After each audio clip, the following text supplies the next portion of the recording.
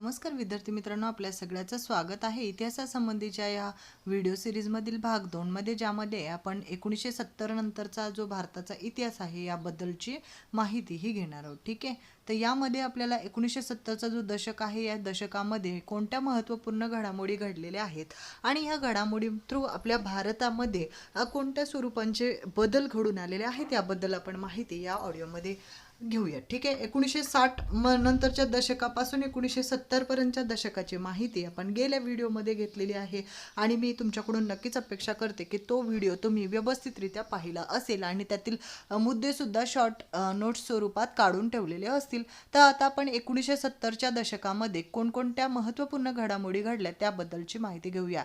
1970चे दशक यामध्ये 1971 मध्ये भारत आणि पाकिस्तान यांच्यामध्ये युद्ध झाले आणि त्याची परिणती हे स्वतंत्र बांगलादेशाच्या निर्मितीमध्ये झालेली आहे. स्वतंत्र बांगलादेशाची निर्मिती कोणत्या दरम्यान झालेली आहे तर 1971च्या दरम्यान, हे तुम्हाला लक्षात येईल. ठीक आहे, त्यानंतर शांततेच्या कारणासाठी अणुऊर्जेचा वापर करण्याच्या आपल्या धोरणाचा एक भाग म्हणून भारताने 1974 मध्ये, बघा हे इसवी सन लक्षात ठेवा, 1974 मध्ये राजस्थान येथील पोखरण येथे जमिनी अंतर्गत यशस्वी अणुचाचणी केली. बघा हा प्रश्न तुम्हाला जे काही NMMS सारख्या स्पर्धा परीक्षा आहेत किंवा इतर स्पर्धा परीक्षा आहेत, स्कॉलरशिप सारख्या स्पर्धा परीक्षा आहेत, तर याच परीक्षेमध्ये विचारले जातात. त्याच्यामुळे फार महत्त्वपूर्ण असे हे प्रश्न आहेत. पहा, 1974 मध्ये राजस्थान येथील पोखरण येथे जमिनी अंतर्गत यशस्वी अणुचाचणी केली. तर 1975 मध्ये सिक्कीमच्या जनतेने भारतीय संघराज्यामध्ये सामील होण्याच्या बाजूने मतदान केले आणि त्यानुसार सिक्कीमला भारतीय संघराज्याचा दर्जा हा मिळालेला आहे. तर कोणत्या प्रदेशाला भारतीय संघराज्याचा दर्जा मिळाला आहे तर सिक्कीम या प्रदेशाला भारतीय संघराज्याचा दर्जा हा मिळालेला आहे. त्यानंतर या दशकात भारतातील राजकीय परिस्थिती अस्थिर झाली आणि 1974 मध्ये श्रीमती इंदिरा गांधी यांनी निवडणुकीतील प्रचारात शासकीय यंत्रणेचा गैरवापर, बघा शासकीय यंत्रणेचा गैरवापर केल्याच्या अलाहाबाद उच्च न्यायालयाने जो निकाल आहे तो दिलेला असून या विरोधात देशव्यापी संप आणि निषेध झाला आणि याच दरम्यान जयप्रकाश नारायण यांच्या नेतृत्वाखालील आंदोलनामुळे परिस्थिती अधिकच गुंतागुंतीची झाली होती आणि देशातील कायदा व सुव्यवस्थेची परिस्थिती ही बिघडली होती आणि शासनाने संविधानातील आणीबाणी विषयक तरतुदींच्या आधारे राष्ट्रीय आणीबाणी घोषित केली. तुम्हाला सगळ्याला माहितीच असेल की आणीबाणी आपण केव्हा घोषित करतो तर आणीबाणी आपण अत्यंत बिकट परिस्थिती जेव्हा राष्ट्राची असते तेव्हा आणीबाणी ही घोषित केली जाते आणि ही राष्ट्रीय आणीबाणी घोषित करण्यात आलेली होती आणि या राष्ट्रीय आणीबाणी घोषित केल्यामुळे आणीबाणीच्या काळामध्ये भारतीय नागरिकांचे जे मूलभूत हक्क आहेत ते स्थगित करण्यात आले. मूलभूत हक्क हे या आणीबाणीच्या काळामध्ये स्थगित करण्यात येतात आणि आणीबाणीमुळे भारतीय प्रशासन व्यवस्थेमध्ये एक प्रकारची शिस्त आली, परंतु त्याबरोबरच मानवी हक्कांचाही संकोच आला. जसं की स्वतःचे आपण विचार प्रखरपणे बाहेर मांडू शकतो, सभा घेऊ शकतो, अशा काही गोष्टी असतात ज्या की आणीबाणीच्या कालावधीमध्ये तुम्ही घेऊ शकत नाही, तुमचे विचार उघडपणे तुम्ही मांडू शकत नाहीत आणि यामुळे काय होतं, बऱ्याचशा वेळेस जी चिघळत जाणारी परिस्थिती आहे ती हाती येते, परंतु जे मानवी हक्क आहेत यामध्ये थोडाफार प्रमाणात काही का होईना पण संकोच हा निर्माण होतो. राष्ट्रीय आणीबाणीचा काळ हा 1975 पासून 1977 पर्यंतचा राहिला. जवळपास बघा 1975, 1976 आणि 1977 असे याच्यामध्ये कालावधी गेला आणि यानंतर सार्वत्रिक निवडणुका घेण्यात आल्या. सार्वत्रिक निवडणुका ह्या याच्यासाठी असतात की याच्यातून जे पदाधिकारी निवडून येतात हे लोकांच्या सर्वानुमते आपण निवडून देत असतो आणि आणीबाणीच्या पार्श्वभूमीवर अनेक विरोधी पक्षांनी एकत्र येऊन जनता पक्षाची निर्मिती केली. या दरम्यान जनता पक्षाची निर्मिती झालेली होती आणि नव्याने स्थापन झालेल्या जनता पक्षाकडून श्रीमती इंदिरा गांधीच्या नेतृत्वाखालील काँग्रेस पक्षाचा हा दारुण पराभव झाला आणि या निवडणुकीमध्ये काँग्रेस पक्षाचा हा पराभव झालेला होता आणि यामध्ये मोरारजी देसाई हे प्रधानमंत्री बनले. त्यांच्या नेतृत्वाखाली जनता पक्षाचे सरकार आपापसातील मतभेदामुळे फार काळ टिकले नाही. त्यानंतर चरण सिंग हे भारताचे प्रधानमंत्री झाले आणि त्यांचे सरकार अल्पकाळ टिकले. 1980 मध्ये पुन्हा निवडणुका झाल्या आणि श्रीमती इंदिरा गांधी यांच्या नेतृत्वाखाली काँग्रेस पक्ष पुन्हा सत्तेवर आले. यानंतरचा जो दशक होता तो होता 1980. 1980चे दशक यामध्ये काय सांगितले बघा, या दशकामध्ये भारतीय राजकीय व्यवस्थेला अनेक नव्या आव्हानांना सामोरे जावे लागले. शिखांनी पंजाबमध्ये स्वतंत्र खलिस्तान राज्याच्या मागणीसाठी आंदोलन सुरू केले. या आंदोलनाने अतिशय उग्र स्वरूप धारण केले आणि या आंदोलनास पाकिस्तानचा पाठिंबा होता. 1984 मध्ये अमृतसर यांचं काय झालं बघा, 1984 मध्ये अमृतसर येथील सुवर्ण मंदिरामध्ये आश्रय घेतलेल्या अतिरेक्यांना बाहेर काढण्यासाठी भारतीय लष्कर हे पाठवावे लागले आणि श्रीमती इंदिरा गांधी यांनी जे येथे लष्कर पाठवलं यामध्ये काय झालं बघा, तर यामध्ये इंदिरा गांधीच्या सुरक्षा रक्षक पथकातील शीख रक्षकांनीच त्यांची हत्या केली. कोणी केली तर शीख रक्षकांनीच त्यांची हत्या केली इंदिरा गांधी यांची. आणि याच कालखंडात ईशान्येकडील भारतात उल्फा संघटनेच्या नेतृत्वाखाली मोठे आंदोलन झाले होते. 1984 मध्ये बघा, 1984 मध्ये राजीव गांधी यांनी प्रधानमंत्री पदाची सूत्रे हाती घेतली आणि त्यानंतर भारताच्या अर्थव्यवस्थेमध्ये आणि विज्ञान व तंत्रज्ञानाच्या क्षेत्रामध्ये अनेक सुधारणा ह्या घडवून आणण्यात आलेल्या असून श्रीलंकेतील तामिळ अल्पसंख्याकांच्या समस्या सोडवण्यात राजीव गांधींनी पुढाकार घेतला. कोणी पुढाकार घेतला तर राजीव गांधी यांनी पुढाकार घेतलेला होता.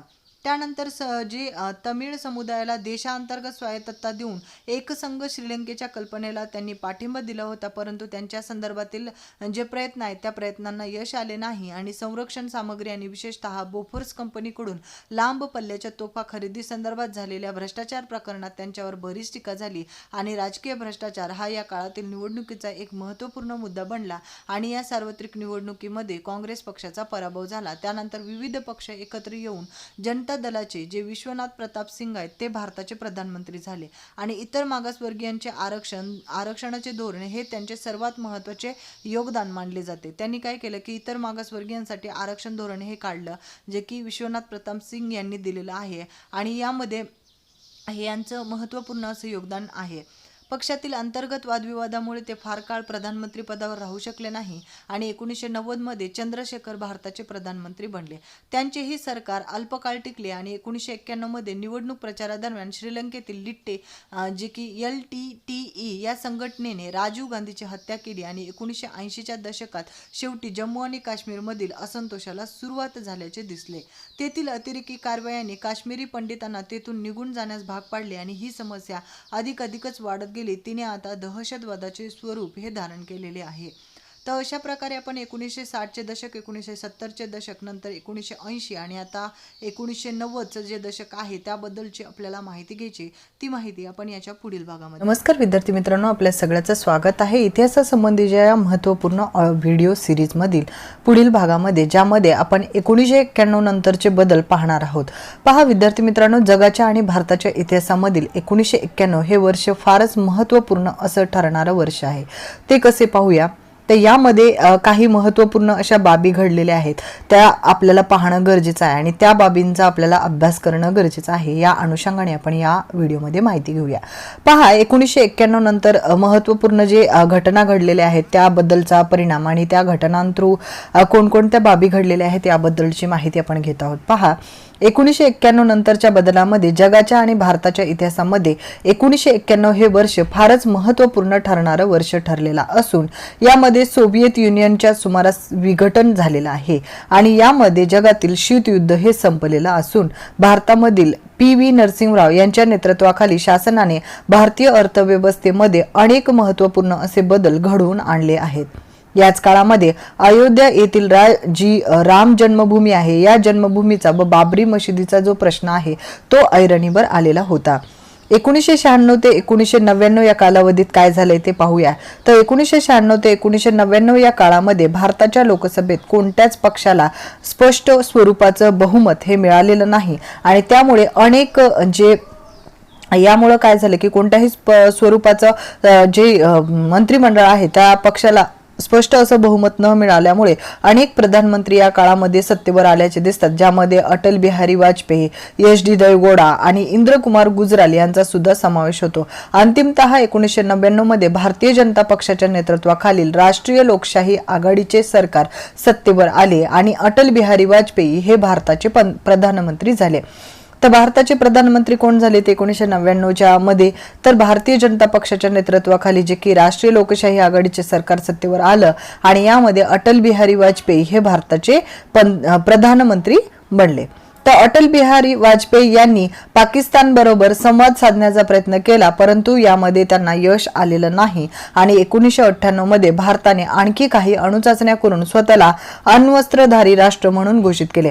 तर भारताने काय केलं की अजून काही महत्त्वपूर्ण अशा आण्विक चाचण्या घेतल्या आणि यामुळे अण्वस्त्रधारी राष्ट्र म्हणून स्वतःला घोषित केलं. 1999 मध्ये कारगिल क्षेत्रामध्ये भारत आणि पाकिस्तान यांच्यामध्ये काश्मीर प्रश्नावरून आणखी एक युद्ध झालं आणि या युद्धामध्ये भारताने पाकिस्तानचा पराभव केला. यानंतर आपल्याला भारतीय अर्थव्यवस्थेबद्दलची माहिती घ्यायची की यामध्ये नेमक्या काय बाबी घडल्या आणि कशा स्वरूपात भारताच्या अर्थव्यवस्थेमध्ये बदल घडून आणले जेणेकरून आपल्याला पुढील कालावधीसाठी महत्त्वपूर्ण अशा भारतीय अर्थव्यवस्थेमध्ये घडामोडी घडल्या. अर्थव्यवस्थेचे आधुनिकीकरण, आर्थिक स्वावलंबन आणि सामाजिक न्यायासह समाजवादी समाजरचना ही भारताच्या महत्त्वपूर्ण अशा घटकांमध्ये समाविष्ट आहे. तर भारताच्या ज्या महत्त्वपूर्ण अशा योजना आहेत, मग स्वातंत्र्यापासून जी भारतीय अर्थव्यवस्थेची वैशिष्ट्ये आहेत त्या वैशिष्ट्यामध्ये हे एक महत्त्वपूर्ण बाब ठरलेली आहे. भारताला उद्योग उभारून आधुनिकीकरण आणि स्वावलंबन प्राप्त करायचे होते आणि नियोजनाच्या द्वारे सामाजिक न्यायावर आधारलेली अर्थव्यवस्था आणायची होती अस्तित्वात. आणि यामध्ये ज्या काही योजना आयोग जी निर्मिती आहे ती यामुळे झाली, कारण यामध्ये सामाजिक न्यायावर आधारित अशी अर्थव्यवस्था आपल्याला आणायची होती आणि यावरून पंचवार्षिक योजना ही सुरू झाली. तर पंचवार्षिक योजनामध्ये बघा 1991 मध्ये नरसिंहराव जे शासन आहे या शासनाने आर्थिक ज्या सुधारणा आहेत त्या घडवून आणण्याचा प्रारंभ केला. तर कोणत्या शासनाने ज्या आर्थिक सुधारणा आहेत त्या घडवून आणण्याचा प्रयत्न केला, तर नरसिंहराव यांच्या ज्या शासनाने आर्थिक सुधारणा घडवून आणण्याचा प्रारंभ केला. आणि या आर्थिक सुधारणांना आर्थिक उदारीकरण असं सुद्धा म्हटलं जातं. भारताची आर्थिक व्यवस्था या धोरणामुळे भरभराटीस आली आणि भारतातील परकीय गुंतवणूक ही वाढली. उद्योग, वैज्ञानिक क्षेत्रातील कुशल व्यावसायिक भारतीयांनी भारतीय अर्थव्यवस्था सुधारण्यास मदत केली आणि माहिती तंत्रज्ञान क्षेत्रातील उद्योगांनी रोजगाराच्या नव्या संधी निर्माण केल्या. 1991 नंतर झालेल्या बदलांचे वर्णन जागतिकीकरण असेही केले जाते. बघा 1991 नंतरचा जो बदल झाला त्याला जागतिकीकरण असं सुद्धा म्हणून ओळखलं जातं. यानंतर आपण विज्ञान आणि तंत्रज्ञान याबद्दल माहिती घेऊया की या बाबीमध्ये कशा स्वरूपात बदल झाला, कोणकोणत्या बाबींचा यामध्ये नव्याने समावेश करण्यात आला. तर विज्ञान आणि तंत्रज्ञानामध्ये भारताने स्वावलंबनासाठी काही प्रयत्न केले जे की 1965 मध्ये सुरू झालेल्या हरित क्रांतीचे जे जनक डॉक्टर MS स्वामीनाथन हे होते.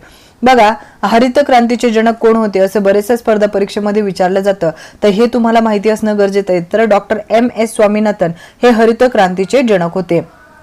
त्यांनी नव्या शास्त्रीय तंत्राचा वापर करून अन्नधान्याचे उत्पादन वाढवले आणि डॉक्टर वर्गीस कुरियन यांच्या दुग्धोत्पादनातील सहकारी चळवळीच्या प्रयोगाने भारतात दुधाचे उत्पादन, बघा दुधाचे उत्पादन हे यांच्या काही वेगवेगळ्या सहकारी चळवळी, सहकार म्हणजे करणं म्हणजे काय, तर समूहाने काम करणं याला सहकार असं म्हटलं जातं. तर सहकारी चळवळीच्या प्रयोगाने भारतामध्ये दुधाचे उत्पादन एकदम खूप मोठ्या प्रमाणात वाढलं आणि म्हणून यामध्ये जी धवल क्रांती झाली. आणि ह्या धवल क्रांतीचे जनक कोण असं तुम्हाला जर म्हणजे जोडायला वा स्वरूपाचा प्रश्न आला तर धवल क्रांतीचे जनक हे डॉक्टर वर्गीस कुरियन आणि हरित क्रांतीचे जनक कोण म्हटलं तर डॉक्टर MS स्वामीनाथन याची जोडी तुम्हाला लावता येणं गरजेचं आहे.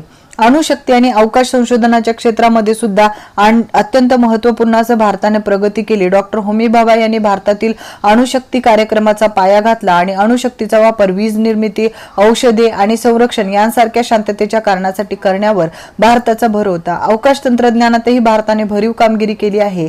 1975 मध्ये आर्यभट्ट हा पहिला उपग्रह अवकाशामध्ये सोडण्यात आला. कोणता जो उपग्रह आहे जो अवकाशामध्ये सोडण्यात आला तर 1975 मध्ये आर्यभट्ट नावाचा जो पहिला उपग्रह आहे तो अवकाशामध्ये सोडण्यात आला. आज भारताकडे एक यशस्वी अवकाश कार्यक्रम असून त्या अंतर्गत अनेक उपग्रह अवकाशामध्ये सोडलेले आहेत. दूरसंचार क्षेत्रात सुद्धा प्रगती झालेली आहे. सामाजिक क्षेत्रातील बदल बघा, याच दरम्यान या काळामध्ये भारताच्या सामाजिक क्षेत्रात सुद्धा अनेक महत्त्वपूर्ण बदल झालेत. यातील काही बदल हे महिलांच्या सक्षमीकरणाच्या समस्येशी संबंधित आहेत तर काही वंचित घटकाच्या उन्नतीसाठी स्वीकारण्यात आलेल्या धोरणाशी संबंधित आहेत. देशातील महिला आणि बालकांच्या सर्वांगीण विकासाला चालना देण्यासाठी 1985 मध्ये मनुष्यबळ विकास मंत्रालयाच्या अंतर्गत महिला आणि बाल विकास विभाग स्थापन करण्यात आला. बघा मनुष्यबळ विकास मंत्रालयाच्या अंतर्गत कोणता विभाग स्थापन करण्यात आला हे माहिती असणं गरजेचं आहे. तर हे आहे महिला व बाल विकास विभाग. तुम्हाला या संदर्भातील रिकाम्या जागा ह्या विचारल्या जाऊ शकतात. तर इथे तुम्ही लक्षात ठेवा 1985च्या मध्ये कोणातर्फे तर मनुष्यबळ विकास मंत्रालयाच्या अंतर्गत महिला आणि बाल विकास विभागाची निर्मिती करण्यात आली. स्त्रियांना सामाजिक न्यायाची हमी मिळावी आणि योजनेच्या कार्यवाहीस मदत व्हावी म्हणून जे कायदे करण्यात आले त्यात हुंडा प्रतिबंधक कायदा, समान वेतन कायदा यांचा समावेश होतो. कोणकोणते कायदे समाविष्ट आहेत तर हुंडा प्रतिबंध कायदा आणि समान वेतन कायदा यांचा यामध्ये समावेश होतो. 73 व 74व्या संविधानाच्या दुरुस्तीने स्थानिक शासन संस्थांमध्ये स्त्रियांसाठी राखीव जागा या ठेवण्यात आल्या. तर यामध्ये स्त्रियांसाठी राखीव जागा ठेवण्यात आल्या जेणेकरून स्त्रियांना सुद्धा यामध्ये सहभाग नोंदवता यावा. संविधानकारांना असे वाटले होते की जाती व्यवस्थेमुळे भारतीय समाजातील काही समाज घटकांना सन्मान आणि समान संधीपासून वंचित राहावे लागले. या समस्येवर उपाय शोधण्यासाठी 1953 मध्ये काकासाहेब कालेलकर आयोग स्थापन करण्यात आला. कोणता आयोग स्थापन करण्यात आला तर काकासाहेब कालेलकर आयोग स्थापन करण्यात आला. कशासाठी तर जे म्हणजे अशाच समाजमधील काही घटक आहेत की जे समान संधीपासून वंचित राहत आहेत त्यांना आपल्या घटकामध्ये समावेश करण्यासाठी काकासाहेब कालेलकर आयोग स्थापन करण्यात आला. आणि 1978 मध्ये BP मंडल यांच्या अध्यक्षतेखाली मागासवर्गीयांच्या समस्येचा विचार करण्यासाठी आणखी एक आयोग नेमण्यात आला ज्याच्यामध्ये विविध सेवा आणि संस्थांमध्ये मागास समाज घटकांना योग्य प्रतिनिधित्व उपलब्ध करून देण्यासाठी आरक्षणाचे धोरण स्वीकारण्यात आले. अनुसूचित जाती आल्या, त्यामध्ये अनुसूचित जमाती आल्या यांचा समावेश यामध्ये करण्यात आला. तर तुम्हाला हे पण लक्षात घ्यायचं की यामध्ये कशा स्वरूपात बदल झाले, कोणकोणत्या बाबींचा समावेश करण्यात आला आणि यामुळे जो म्हणजे आपल्या समाजामध्ये कोणकोणता फरक घडून आला ह्या गोष्टी तुम्हाला समजून घ्यायच्यात.